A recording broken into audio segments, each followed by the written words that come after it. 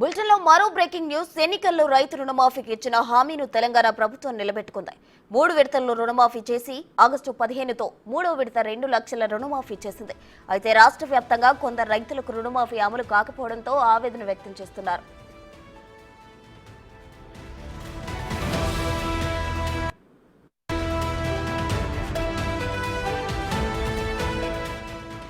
కొందరు రైతులకు రుణమాఫీ అమలు కాకపోవడానికి వ్యవసాయ శాఖ కారణాలను తెలిపింది.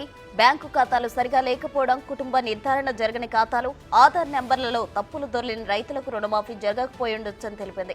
ఇక పాస్బుక్ నెంబర్లు లేనివి, బ్యాంక్ ఖాతాలో ఉన్న పేర్లతో ఆధార్లో ఉన్న పేర్లతో సరిపోని ఖాతాలు పెండింగ్ లో ఉన్నట్లు తెలిపింది. వీటన్నిటినీ సరిచేసుకునేందుకు ప్రభుత్వం అవకాశం కల్పించింది. స్థానిక మండల వ్యవసాయ అధికారిని కలిసి వీటిని సరిచేసుకుంటే వీరి ఖాతాల్లో రైతు రుణమాఫీ నిధులను ప్రభుత్వం జమ చేస్తుందని వ్యవసాయ శాఖ స్పష్టం చేసింది.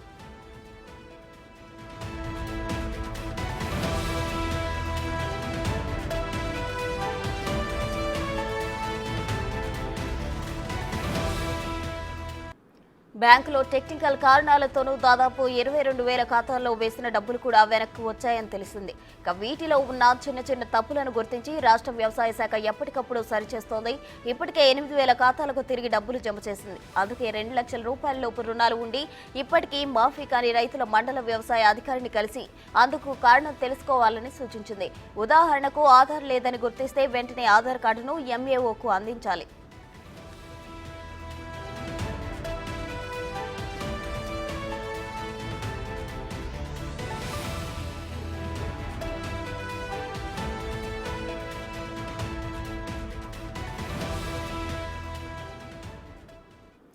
ఎన్నికల్లో రైతుకు ఇచ్చిన మాట నిలబెట్టుకుంది తెలంగాణ ప్రభుత్వం. రైతు రుణమాఫీ చేసింది 3 విడతల్లో.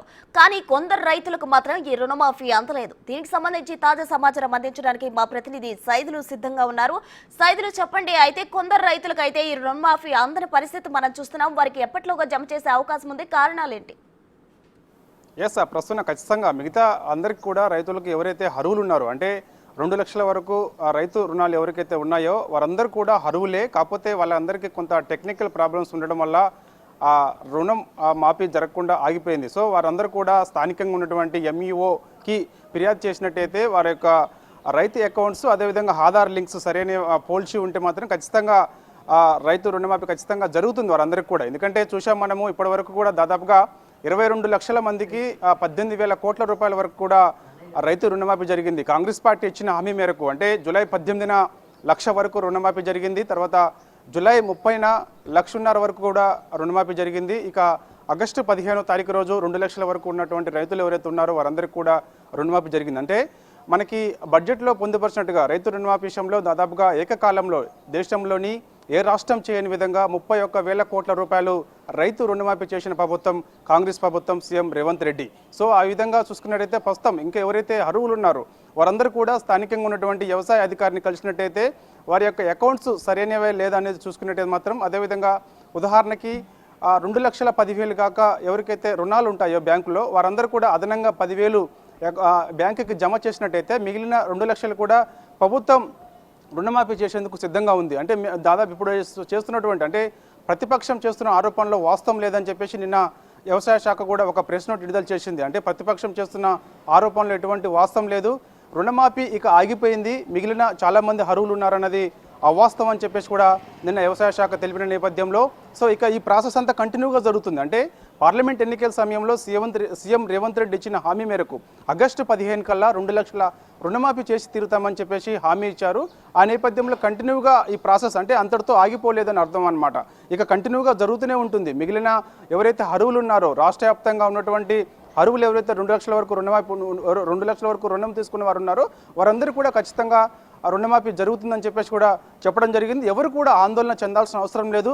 ప్రతిపక్ష నేతల మాటలు విని ఎవరు కూడా ఆందోళన గురి అయ్యి రోడ్ల మీదకి రావాల్సిన అవసరం అంతకన్నా లేదని చెప్పేసి కూడా చెప్తున్న నేపథ్యం కనిపిస్తుంది. ఇక సోమవారం నుంచి అంటే సోమవారం హాలిడే ఉంటుంది కాబట్టి మంగళవారం నుంచి యథావిధిగా ఆయా మండల పరిధిలో ఉన్నటువంటి వ్యవసాయ శాఖ ఆఫీసులకు వెళ్తే మాత్రం ఖచ్చితంగా రైతు రుణం మాకు 2 లక్షలుగా పైగా ఉందంటే మాత్రం అదనంగా ఉదాహరణకి ఇందాక మనం చెప్పినట్టుగా ఒకవేళ 10,000 ఉంటే 10,000 అదనంగా జమ చేస్తే బ్యాంకులో 2 లక్షల రుణమాఫీ జరుగుతుంది. ఒకవేళ 2,30,000 ఉంటే 30,000 ఆ రైతు స్వయంగా తను ఒక అకౌంట్లో జమ చేసుకున్నట్టయితే మిగిలిన 2 లక్షలు కూడా మాఫీ జరుగుతుంది. సో ఈ ప్రాసెస్ కంటిన్యూగా జరుగుతుంది కాబట్టి అదేవిధంగా ఆధార్స్ ముఖ్యంగా ఆధార్లో కొంతమంది అకౌంట్స్ నెంబర్ కూడా కొంత తప్పులు ఉన్నాయి. అదేవిధంగా రేషన్ కార్డు విషయంలో కూడా కొంతమంది ఆ యొక్క కుటుంబ సభ్యులు చెప్పిన వివరాలు అదేవిధంగా ఇంతకుముందు వాళ్ళ అకౌంట్ తీసుకున్నప్పుడు ఇచ్చిన ఆధార్ కార్డు సరైనవి లేవు కాబట్టి అలాంటి టెక్నికల్ ప్రాబ్లమ్స్ ఉండడం వల్లనే కొంత ఆగిపోయింది తప్ప ఎవరు కూడా ఆందోళన చెందాల్సిన అవసరం లేదని చెప్పేసి కూడా చెప్పిన నేపథ్యంలో ఇక రైతులందరూ కూడా ఇక మంగళవారం నుంచి యథావిధిగా ఎంఈఓ కార్యాలయానికి వెళ్ళినట్టయితే ఆ వ్యవసాయ శాఖ కార్యాలయానికి వెళ్ళినట్టయితే కంటిన్యూగా ఆ యొక్క టెక్నికల్ ప్రాబ్లమ్స్ అన్ని కూడా గుర్తిస్తారు.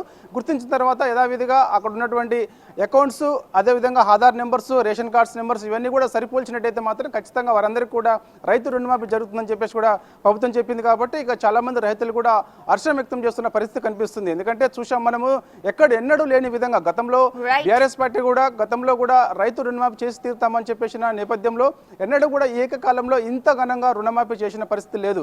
కానీ దేశంలో ఎన్నడూ లేని విధంగా దాదాపుగా రైతులందరికీ కూడా 31,000 కోట్ల రూపాయలు రైతు రుణమాఫీ చేసిన ఘనత సీఎం రేవంత్ రెడ్డికే దక్కుతుందని చెప్పేసి కూడా రైతులందరూ కూడా హర్షం వ్యక్తం చేస్తున్న పరిస్థితి కనిపిస్తుంది. ప్రస్తుతం రైట్ సైదులు థ్యాంక్ యూ.